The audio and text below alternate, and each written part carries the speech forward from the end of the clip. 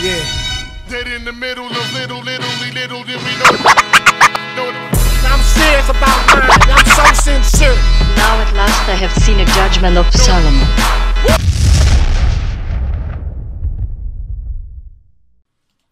Welcome to Thought Crimes, everyone. This is your girl, Sincere. Prince Solomon in the building. Saw the wonderful trailer, Us, directed by Jordan Peele. Another installment in what is looking like and shaping up to be an excellent universe. Yeah, Jordan Peele is one of my favorite directors, along with Ryan Coogler. The dude is just crazy. I mean, directed by Jordan Peele, written by Jordan Peele, and we gotta admit this guy has the juice. We saw the trailer of Us, starring Lupita Nyong'o, Winston Dukes. Anybody who don't know him, he played in Black Panther in the film. You also have Elizabeth Moss and just so many other people that are also in the cast for this film. But I know we're going to be focusing on the main stars, Lupita and Winston, but also the children that, they look like they were handling business and doing a really great job in that trailer as well. But man, this horror universe that Jordan Peele is building up is crazy.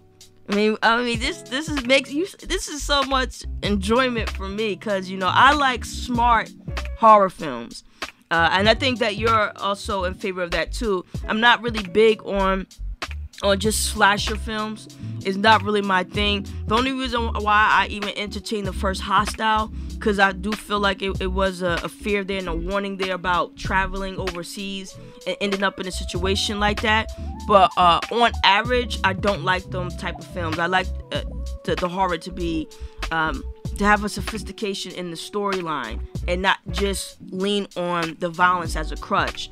And Us trailer showcases that, just like the film Get Out showcases that, so much so that you even have a few people that was questioning if Get Out was even a horror film, even though it was. I know it had dark comedy elements, but it had so many other elements, even though it was still in the genre of horror, that some people didn't even know what to characterize it as. And I think that just speaks to the genius of Jordan Peele. Well, I mean, when I saw Get Out, Jordan Peele, number one, as a writer, even going back to Keegan and Peele, and I was like everybody else when I saw them two guys on Comedy Central right after Dave Chappelle exiting it. I was like, they kind of like got a Carlo Mencia situation in black space, right? But then I sat and watched some episodes. I said, okay, so it's pretty funny. And then I saw Jordan Peele do some side projects, and I felt, me personally, I think Keegan was the stronger performer. I thought Jordan Peele was the stronger writer, but they worked together. So, I had a chance to follow some of his works and some of his side projects and what he had contributed to some short animations as well. When I saw Get Out, just like you saying, I've always despised the horror genre, like slasher films. Like some of them done right, I was like, okay, maybe early Halloween films with Jamie Lee Curtis, I thought was done right. But the whole, Jason in space, Jason 85, Jason in a wood chipper, Jason versus Predator, yeah, Jason versus Alien. Come on, Jason versus Monica Lewinsky. I'm like, man, and I wasn't into it. I actually considered a little bit of the Wes Craven phase, but I kind of felt at times he was like a low-grade Stephen King. But I mean, he had some popcorn flicks, enjoyable flicks, but I never wanted to go back and watch them again. I'm actually more of a bigger fan of psychological thrillers that hover a bit in horror as well. So big fan of Alfred Hitchcock, even Rod Serling, what he did with the Twilight Zone series. Also, early Shyamalan. Well, what's his name again? M. Night Shyamalan, yeah. Shyamalan, yeah. Early Sixth Sense and all that, crazy good. Yeah, no, you're absolutely right about it. And also, there were a lot of these types of psychological thriller, noir, horror flick films that came out in the 70s, right? To be honest with you, outside of it being bloody, Carrie was in that energy as well, because there was a storyline, long sequencing build up to the final scene, which was a very chaotic scene for Carrie. She just cutting girls up left and right, everybody that picked on her. But I thought that was actually a classic film. You also had the Stepford Housewives, which, look, I'm gonna be honest with you, the original one is very creepy, and when I was watching Jordan Peele's Get Out, I got a lot of that energy from it. It was almost like a flip of Stepford Housewives. And even the remake that came out, I believe in 2000 and something, with Nicole Kidman, was actually, it was pretty creepy as well. So I actually enjoy more of those types of styles if we're going to approach horror somewhat, as opposed to the slasher fiction. I think Jordan Peele right now, he's, I hate to say this in a sense, but it makes sense. He's like the Kendrick Lamar of that space. You know, he's bringing new energy to a space that people kind of written off in a little bit. He's the Michael Jordan of this space, and let me tell everybody why. Even though he has elements from Hitchcock, this is something that he does different. He actually has comedy in there. There's elements of comedy. Like, it was like when we watched the Us trailer and Winston's character came out with the bat, right? And he's like, if you want something, we can do this. You laugh, and then you're like, oh crap, you're scared again. But that ties into his that actually ties into his previous work, because that's one of the things that made Jordan Peele a very unique writer. And I had homeboys that got mad at me at first, like I said, very dismissive of Keegan and Peele, because a lot of people didn't know who they were, where they came from. We saw Keegan on Mad TV, acting stupid. But when I watched it, believe it or not, if you guys go back and watch Keegan and Peele, he had elements of his writing style that you see in Us and even Get Out in the Keegan and Peele show. And I used to tell friends of mine, I said, yo, I think Keegan and Peele, especially Peele, is a much stronger writer than Dave Chappelle. And this is why I think that Jordan Peele is a renegade, and also he's starting something unique to himself. People forget, when you are a trailblazer, you're going to have elements of people from the past who were trailblazers themselves in the world of art. But you're going to add an element that the other ones did not add. And with Jordan Peele, that element of comedy within horror, and sometimes it leans on dark comedy to comedy, horror, thriller, the suspense, and to inject that all within the horror genre, and for it to not be cheesy. That's just again, I'm just using the word crazy because it's look, I haven't been excited about a director in a while. I haven't been excited about a director in a while. Ryan Coogler is one of those people that's up there for me as well. Great director. But Jordan Peele is another one who's actually made me excited right now, pertaining to the art and the craft of being a director. And a large reason of that is because he's not just a director. It's like what you said, Prince. He's a writer. And that is the thing that makes him special as well. Yeah, it does. And I do enjoy this new wave of black cinema, black noir cinema, black dark noir cinema. Even when we see the writing of the likes of Childish Gambino, and that's just me confining him to his entertainment space, I enjoy his work. I actually think he's a strong writer. Same thing with Jordan Peele, easily my favorite director/writer right now. Of course, Ryan Coogler, terrific writer, and I think he's terrific in the space of how he's able to bring heart to characters and always have this energy of warmth on screen. And actually, when you watch Ryan Coogler in many of his interviews, he seemed genuinely like a likable guy. So for him to even transfer that energy into many of his characters, whether they're being played by Tessa Thompson or Michael B. Jordan, I think is really dope, and it's a keen sense to be able to have. With Jordan Peele, I mean, to be honest with you, there's so many things that I think about when I'm watching anything relating to some of his projects, even Get Out. In the commercial here, the trailer for Us, because I think about Alfred Hitchcock. I think about some of the earlier films from the 70s. I even think about a film like One Flew Over the Cuckoo's Nest. You got to understand, like, for a lot of people, some people, they may not be able to put their hand on it, but Jordan Peele works in the space of dark comedy. Like, he is the master of satire.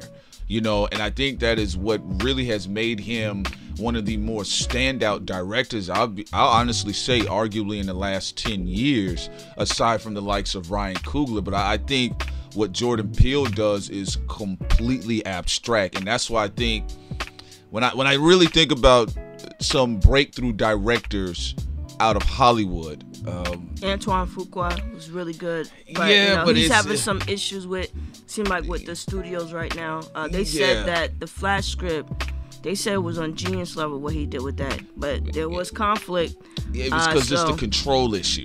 Like Warner Brothers, they're very in your way controlling type studio. They get in the way. They get in your way of the process. Yeah, Warner Brothers, they have a terrible history. I mean, that's what happened to even going back to the original Superman films and then the Batman films and the bad ones with Joel Schumacher, but they were bad good in a different way. I'm gonna be honest with you.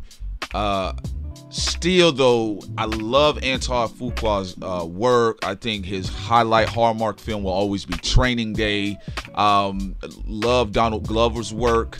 I enjoy Lena Wraith. I think she's a very strong, solid writer. And I think Ava DuVernay, up until we know that movie that was trash.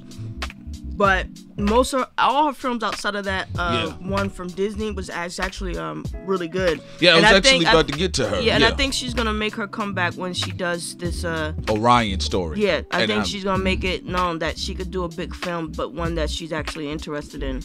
I'm interested in it because I'm very much interested in her rendition of Darkseid. Because I like you and I, we talked about it.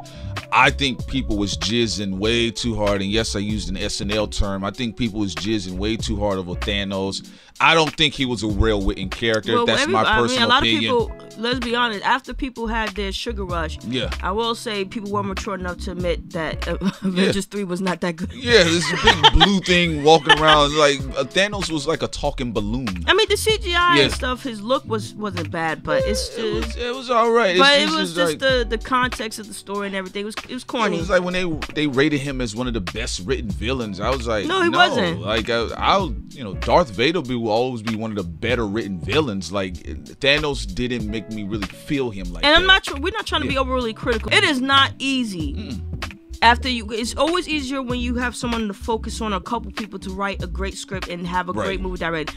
You got like 50 people running in and out, so I understand that's going to be difficult. Well, so, going back to the point, because when you brought up Ava DuVernay, I was going to actually transition to her because I think, I think she's a master of her craft. I think Jordan Peele is in a whole different space. Oh, he's number one. one. Whole different class, whole different tier. Number one.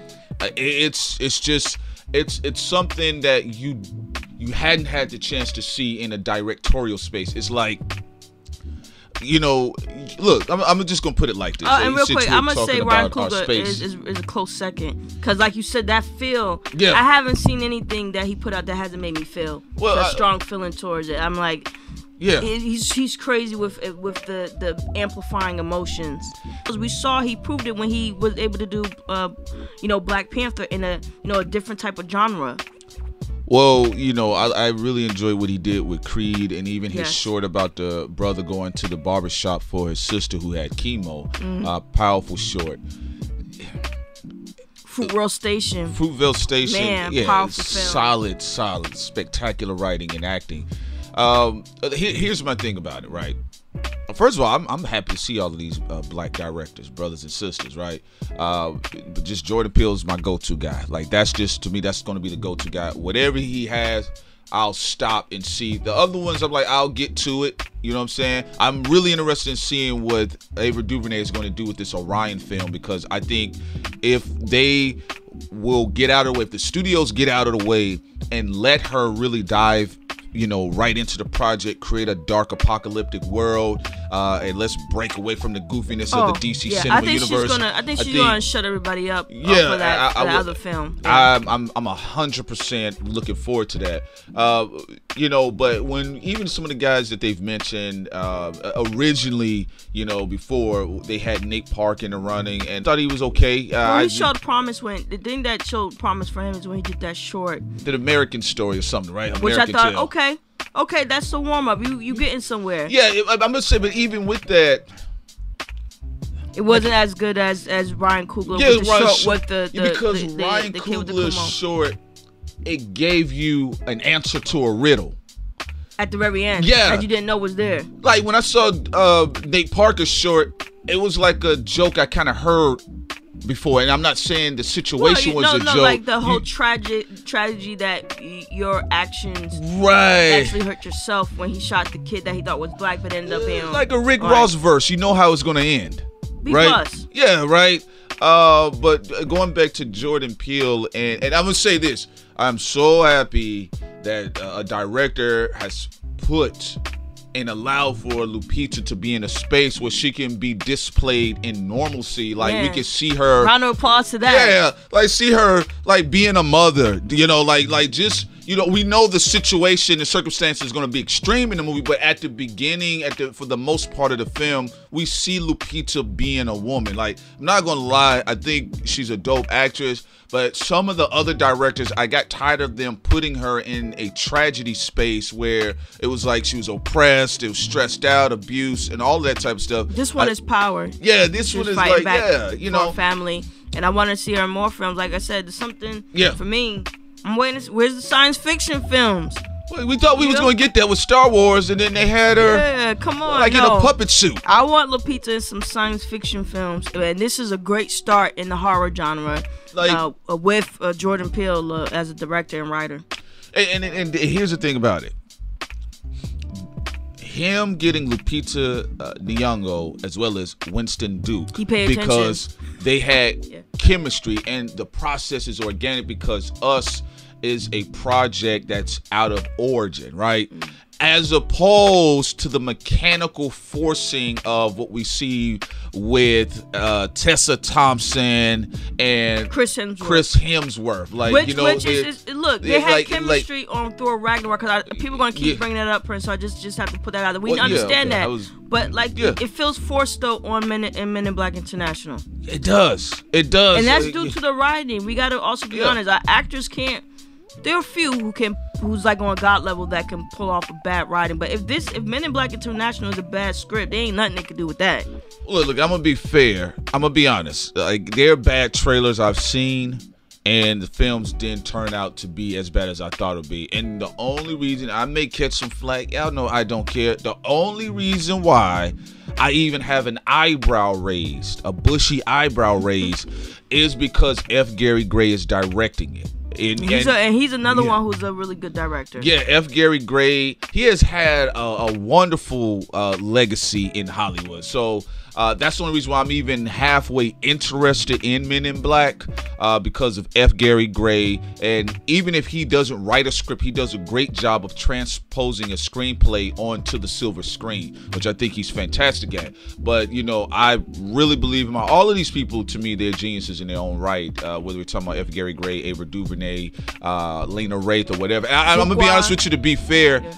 I'm actually looking for more growth from Lena Wraith. I can't wait till she's actually at the front, of her own film, doing her own thing. Because I have a feeling in my heart she's gonna really shine as a director in sci-fi.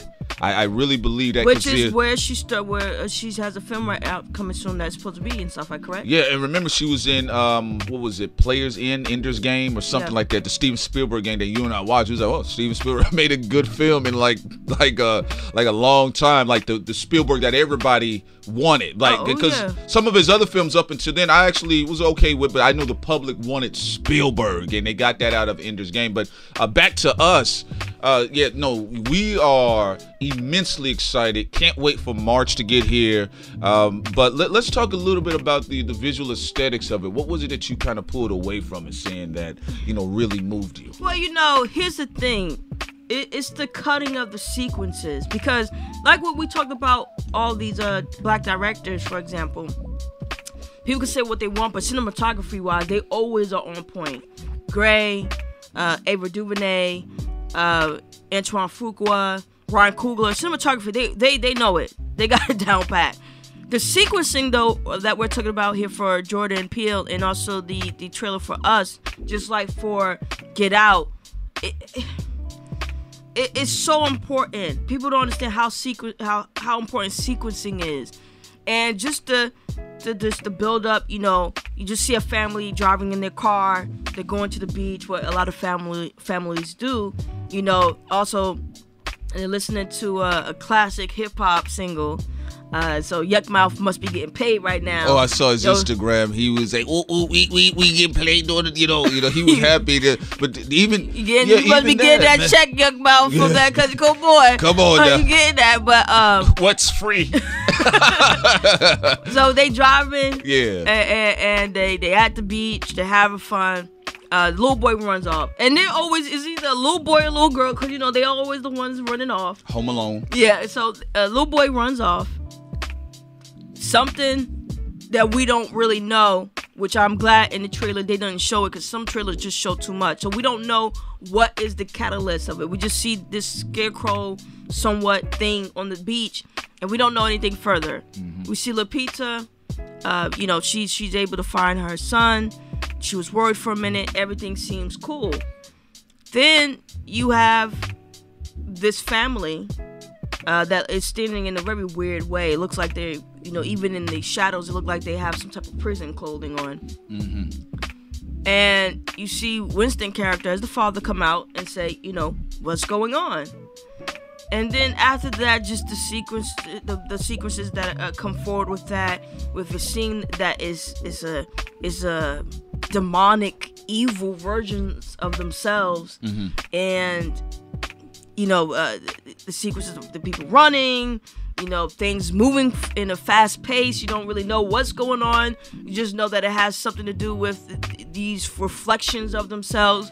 And you're guessing, because in the trailer they didn't show you what the catalyst is. People are guessing, you know, what did the little boy stumble upon of a alternative dimension or universe where that's them, or did he stumble upon something that is within all of us, that the little boy where he came across of made it into a reality, but through their reflections, you know, as well. So it's like it even though you feel you got some answers, all they did was create a lot more questions, which means that is a good trailer. What he did is they introduced a reality to you. Now you're curious about it. You know, it's like let's even go back to the Lunas song. I Got 5 on it. I got 5 on it. Shouts out to Yuck Mouth. This is what I'm really big on using all elements around you when you're trying to give a message. If you're talking about music, you're talking about speech, talking about body language, even breath, pause, and control, the negative and positive spaces in speech as well as in art, you know, design theory, compositional theory, like just all masterful and beautifully alluded to in this trailer. But like, let's even take that for a moment, since we got a lot of hip hop listeners and we're all hip hop historians, right?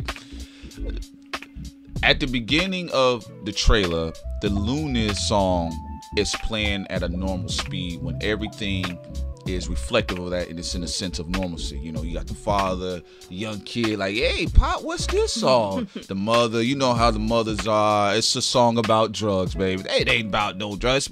It's a classic, right?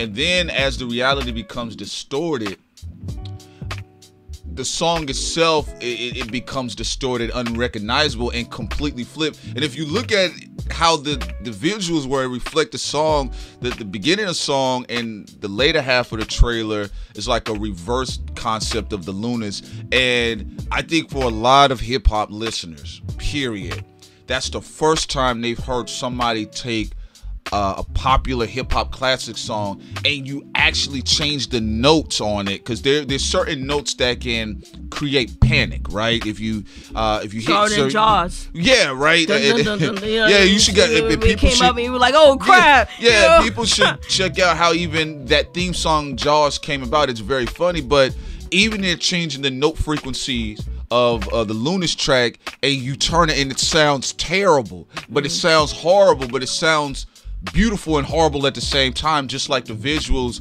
once they showed the downside and the more aggressive aspects of the trailer, it's like the family, them looking at themselves at the same time. These distorted, beautifully, horribly looking creatures moving about. You trying to figure out what it was, but as that reverse version of the Luna song is playing in the background, it just adds more horror to it. And the fact that they heard that track flip like that added even more intrigue to it. I saw people go up under the Luna's video on the I Got Five. They say, "Yo, I'm here because of the Jordan Peele trailer." But also too, it's like, not only with adding the dark comedy and humor and horror, Jordan Peele, he also has his signatures in there with the close-up crying. Yeah. We saw Lupita, like, she felt like she couldn't move, because for her, though, unlike for Get Out, for her, it was just terror. She wasn't under any hypnosis in the sense of what the other character was put under in Get Out. But she was put, I guess you could say she was put under her own hypnosis of fear. Hypnotized by fear. Yeah, hypnotized by fear. And so when excellent, beautifully cut trailer. Even like we talked about him in the political space, because he spoke on a political issue. We disagreed with Travis Scott, but we said don't look to him as some sort of filibuster of political rhetoric. He's not Cornel West. Because he doesn't. Right? Well, no, not even because he just doesn't care. Because there's artists who do care, but he's just not one of them. Again, I wouldn't look to him because he doesn't care, and he's not even able to articulate the fact that he doesn't care. Because there are some people who don't care and they articulate themselves like this. I don't care. Like, this is what I do. We saw it with The Weeknd. He articulated himself very well. And even though he jumped in certain issues when it moved him, but when we look at Travis Scott, he wasn't able to do that. But despite that, let's remove his opinions out of the way, because I don't really care. It's like his song and the video for Sicko Mode. Was it sold on the song so much? I actually was more in love with the editing style and the sequencing of the video and the aesthetics and the visuals of the video. Or somebody else did? I believe he did direct the video. I believe, I could be wrong, but last time I checked, because I know he had a hand in many of his. If he did, then he's very talented in that. Very talented, but go ahead. Yeah, all I was just gonna say I do care about what people say. You shouldn't speak on it at all, like what The Weeknd did. Yeah, I'm talking about in this example here. I'm just pointing to his video. That's it. That just the video Sicko Mode. There's nothing. There's no heavy social commentary on it. It's just a nice candy, right? A visual candy. Jordan Peele gives you visual candy, but he also gives you a very strong message. Whoa. Or what he's able to do in many of his works, believe it or not. I think Jordan Peele is able to make you question certain things along the way, and he leaves the answer on to you of how he's gonna do it. And when you was talking about that close cut up shot where it shows Lupita, she's paralyzed by fear, just like we saw the sister that was the maid in Get Out. That's like kind of his signature thing. Like, remember we used to see Spike Lee characters and they would be moving, but they're not walking, they're just like on a floating plank and they're talking, and everything behind them is a bit distorted. Well, that's why I think there's no visual candy with Jordan Peele, because everything has a meaning to it. There's a deep meaning to it. You don't think so in the beauty of it? There's connecting dots. That's what I'm referring to in the beauty of it, of just the sequencing of the cinematography. I guess for me, that's a visual candy. You know what I'm saying? And he gives you something else along the way. Because again, when I went to Sicko Mode, the video is very beautiful, but overall, it's like you walking away with what is the overall message. But see, that's what I'm saying. That's why it's not visual candy, because you just said for for the sicko mode, it was beautiful, but you're like, I mean, I don't think it really has a deep meaning to it or deep meanings to it from what you feel at the moment. With Jordan Peele, you never look at the visuals and think it's not connected to something. You always feel there's some weight there, even with the majesticness of it, of how beautiful it is. You're like, aesthetically it's beautiful, but also consciously and subconsciously you also feel it's connected to something, because he's an Easter egg type of artist as well. Well, so especially with Get Out, it was really a visually stunning film, but everybody, they were seeing things like trying to point out, what did that mean? Oh wow, that. Like, there's nothing that was shown. There was no scene shown where people wasn't trying to figure out what did that represent. This is what I'll say about the visual canon, because I edit, right? So I'm an editor. So we both are. Yeah, and I'm just talking about from my editing eye standpoint of view. When I see what I see with him, for instance, even him selecting beautifully dark complected members to represent the family, just like he had the brother in Get Out. Remember, people are immensely attracted to visuals. One of the more appealing visuals that we saw as a staple from Get Out was the brother with the tears in his eyes. His eyes was big.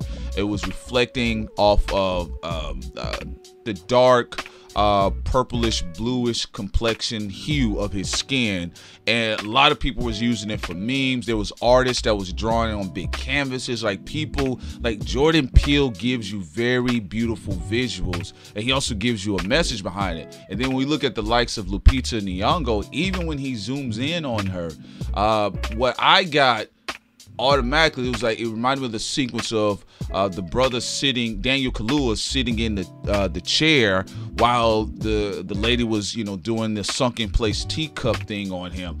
And when I say that, I'm saying as a cinematographer, which is why I said he was they were as a package. Their work looked more polished on Keegan and Peele than Dave Chappelle. Dave Chappelle's stuff was funny, but Dave Chappelle, masterful comedian, legend, and as a comedian, But at the same time, his visuals came in a sense of a different way. When I watch Keegan and Peele and I watch their production and their cinematography, whether you're talking about it was Negro Town or the Outcast jokes, I just noticed how polished that was. And then we see moving forward into Get Out, I kind of saw that same energy being carried on. And then that's when I started to understand that Jordan Peele had more hand in the cinematography, as well as moving into Us. And I think, number one, the sequencing of the music, the soundtrack, the placement of the dialogue, the comedic timing. Just like when you talked about the father comes out and he says, do we have a problem or what? He looked like a goofy dad trying to, confront something that may be troubling to his family. But like, that all takes a gift. But then on top of that, the visuals look stunning. Like, I mean, the creatures moving around themselves with their contorted bodies look stunning. But the lighting and the shadowing as well. So that's something that's I think that's a very strong suit with Jordan Peele. That's somebody that understands the color spectrum. It's like when you talk about visual performing arts. What certain tones represents and what certain tones bring out emotionally for people as well. So that's something that, for people who understand that as an artist, they always go very far. We even though we see it on a smaller creative level, when we see it in marketing, we see it all the time with, how people connect to certain merchandise or certain products or certain things based off of the color spectrum. So with Jordan Peele, he understands that to a T. And what you're talking about, even in the cinematography, even in sicko mode, even though we feel because of Trevor Scott is not a meaning to it, is more than likely meanings to it as well. It's chaos. There you go. That's what the meaning is. It's just there chaos. There you go, sicko mode, chaos, That's right? it. So going back to this with Jordan Peele, I know. I mean, it's fine. I'm not that. If people want to feel like it's like an added cherry on top, it's like candy for them. That's great. But me, it's just going back. It's like even fine art or whatever. It's just, to me, I see somebody who understands the color spectrum, and they integrate that masterfully in their art.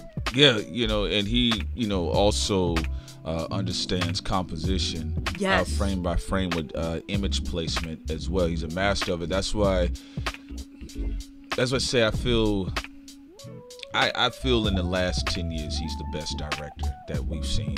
I could even push it up to 15 years. We're giving the title. Yeah. We're giving it to Jordan Peele. Yeah, because let's be honest, what he's doing is completely. It's like when you have. I just feel he's a master on all different levels, and the reason why we get what we get from him is because he takes his time, and it's like.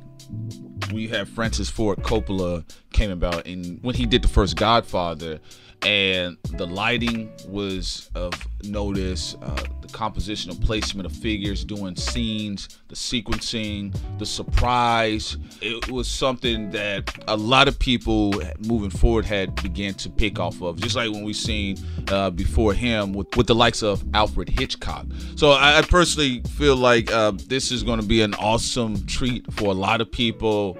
And I think it's a good job that Jordan Peele is really shining in this particular space of film that, some people have kind of floated away from when we've seen the likes of Stepford Housewives, the Stepford Wives, and then what we've seen with Get Out as well, and then we're moving forward with Us. And again, he's creating a universe, so we're going to see more treats from Get Out, references to Get Out in this Us film, and then more than likely the film to come after this as well. Oh yeah, and also give credit also to Mike, even though we know Jordan Peele is the MVP as the writer and the director.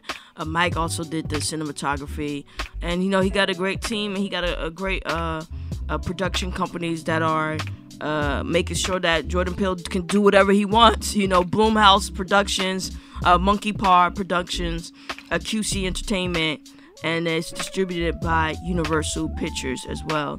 So everybody, we appreciate you here and joining this conversation. Leave a comment below. Let us know your thoughts on the trailer of Us, directed by Jordan Peele, written by Jordan Peele. And also, who's your top directors right now? Talk about it. Top 10, top 5. Let us know below. Also, top directors and writers. Yeah. Writing is important. Top writers as well. We about to see Shonda Rhimes, her whole universe on Netflix coming up. So everybody, leave your comments below. You can follow us on Twitter as Dark Crimes. You can follow me on Twitter as sincere_V1. You can also follow Prince on Twitter as Prince Solo Talk. And also, you can follow us on Patreon, Thought Crimes. Also, my Patreon, Sincere Ignorance. And also, Prince Patreon, Prince Solomon, also known as Prince Takeem. Also, you can follow us on Instagram at ThoughtCrimes1984. And also, you can donate to our PayPal, thoughtcrimes1984@gmail.com, or you can donate to us on the other PayPal at tc84network@gmail.com. We love and appreciate you all. Peace. This is America. I saw the check, nigga. Huh? Fucking right! Yeah. Dead in the middle of little did we know. I'm serious about mine. I'm so sincere. Now at last I have seen a judgment of Solomon.